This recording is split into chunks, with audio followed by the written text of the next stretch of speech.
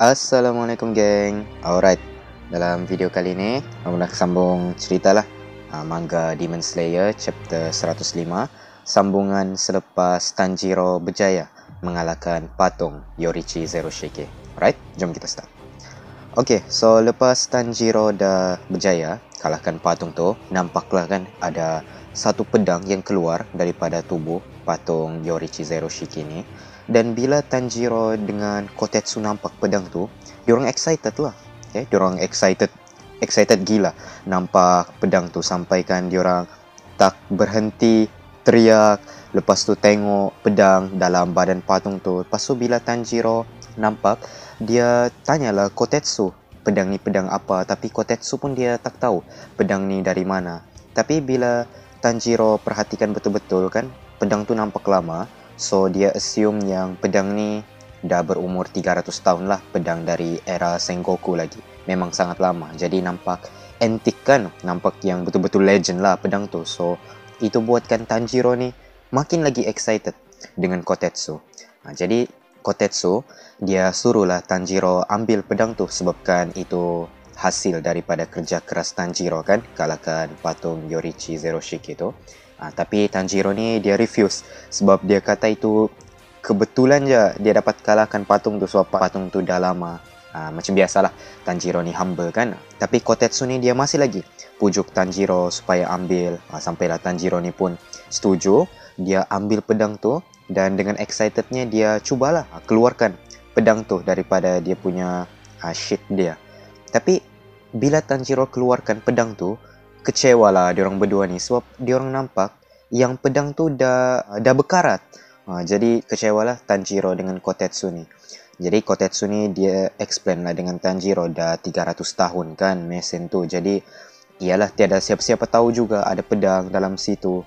So it's macam normal lah juga kan pedang tu jadi berkarat. Jadi dia minta maaf lah juga dengan Tanjiro sebab buatkan Tanjiro ni terlampau bekerja keras. Tapi Tanjiro biarpun dia kata it's okay, tapi menangis dia dekat situ sebab macam kecewa. Jadi Kotetsu ni lagilah dia rasa bersalah, lagilah dia minta maaf dengan Tanjiro.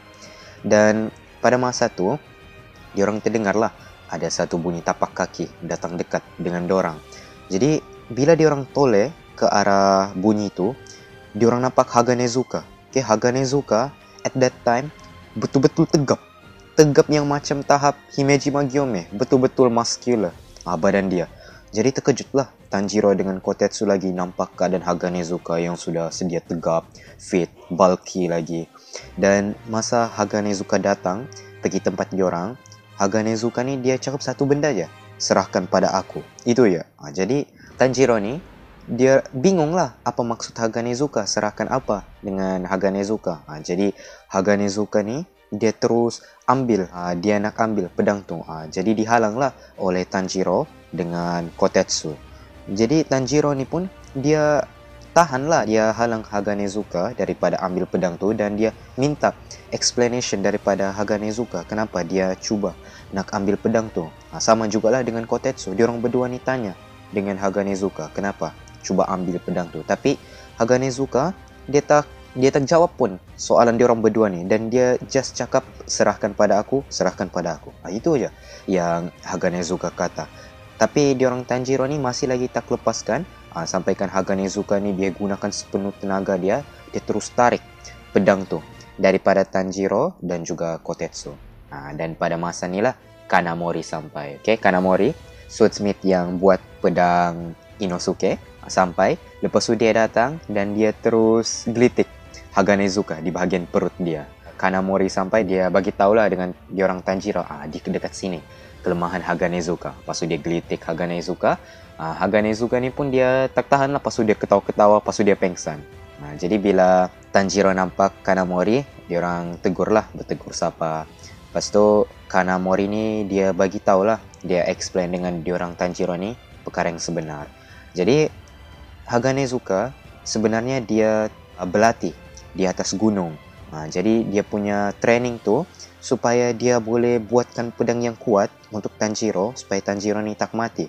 Jadi Haganezuka ni dia pemalu lah, macam tsundere begitu. Dia ada niat yang baik tapi dia cuba buat benda tu dengan cara yang orang tak faham. Okay, begitu. Jadi Tanjiro ni pun dia happy lah sikit kan dengar yang Haganezuka ni berusaha keras untuk buatkan dia pedang. Dan Kanamori ni pun dia cakap jugalah dengan Tanjiro yang since Tanjiro ni selalu minta buatkan pedang daripada Haganezuka, benda tu sebenarnya buatkan diri dia gembira. Tapi dia tak bagi tahu benda tu. Dan sebabkan Haganezuka ni dia ada social skill yang teruk kan, semua swordsman yang lain bencikan dia dan dia tiada klien. Cuma Tanjiro je orang yang selalu minta buatkan pedang dengan Haganezuka. Jadi yalah, Haganezuka gembira dengan Tanjiro gitu. Beberapa lama lepas tu pun Haganezuka ni terbangun balik daripada pengsan dia. Dan dia cakap lah dekat situ yang dia akan uruskan pedang yang bekarat tu. Dan dia akan gunakan skill pengasah Nichiren yang dia sudah yang diturunkan di keluarga dia, okay, keluarga Haganezuka. Dia akan gunakan skill tu untuk polish balik pedang yang telah bekarat tu. Jadi Kotetsu ni pun dia tak puas hati lah kan dengan aksi Haganezuka. Jadi dia tegur lah Haganezuka. Sepatutnya kalau Haganezuka ni nak buat benda tu dari awal, patutnya cakap lah benda tu kan, daripada bagi tahu serahkan dia pada aku. Orang mana faham. Jadi Haganezuka ni pun dia geram lah dengan kata-kata Kotetsu. Lepas tu dia macam nak pukul lah Kotetsu masa tu, tapi dihentikan oleh diorang Tanjiro. Selepas habis permasalahan tu, Tanjiro ni pun dia balik lah ke rumah dia di kampung penempa pedang tu. Dan dia ceritakan semuanya yang berlaku dengan Genya. Okay? Tapi Genya ni dia frustrated lah dengan Tanjiro. Kenapa Tanjiro ni dia macam kamcing kan dengan diri dia, padahal diorang tu bukannya rapat. Okay? Dan Genya ni suruhlah Tanjiro keluar dari bilik dia. Lepas tu dia kata jangan cakap dengan dia macam kita ni kawan. Jadi Tanjiro hairan lah, bukan kita ni kawan kah? Lepas tu Genya refute lah, dia kata bukan, kita bukannya kawan. Lepas tu Genya dia ungkit lah balik dengan Tanjiro yang Tanjiro pernah patahkan tangan dia dulu masa final exam Demon Slayer tu kan. Tapi Tanjiro ni dengan santainya dia kata, itu kan sebab kau pukul perempuan, aku kenal lah patahkan tangan kau, itu memang salah kau pun. Lepas tu dia panggil Genya ni dengan nama depan dia, okay? Iaitu Genya lah. Jadi kalau mana-mana korang tak tahu lah kan, di Japan ni diorang biasanya akan panggil nama depan kalau korang betul-betul rapat. Kalau tak rapat, diorang akan panggil nama family, iaitu Shinazugawa lah begitu. Tapi Tanjiro ni dia panggil Genya terus, nama depan dia. Jadi benda tu buatlah lagi Genya ni marah, frust dengan Tanjiro, annoyed dengan Tanjiro. Dan bila Genya teriak-teriak dengan Tanjiro, Tanjiro nampaklah mulut Genya, dia nampak gigi Genya. Dan gigi Genya rapi semuanya, tiada satu gigi pun yang hilang. Padahal masa dia singgah di tempat pemandian air panas tu, dia ada tak ambil gigi daripada Genya kan. Jadi dia hairan lah, dia nampak gigi Genya. Dia kata bukan kau ada cabut ke gigi kau masa di tempat pemandian air panas tu. Tapi jadi Genya ni terdiam tiba-tiba. Lepas tu dia kata dengan Tanjiro, kau mesti berhayal masa tu. Jadi Tanjiro ni dia tunjukkanlah bukti. Dia keluarkan gigi Genya tu. Lepas tu dia kasih tunjuk dengan Genya, mana ada aku berhayal, ni gigi kau dekat sini. Jadi terkejutlah Genya, nampak yang Tanjiro masih simpan lagi gigi dia. Lepas tu dia katalah yang Tanjiro ni pengotor.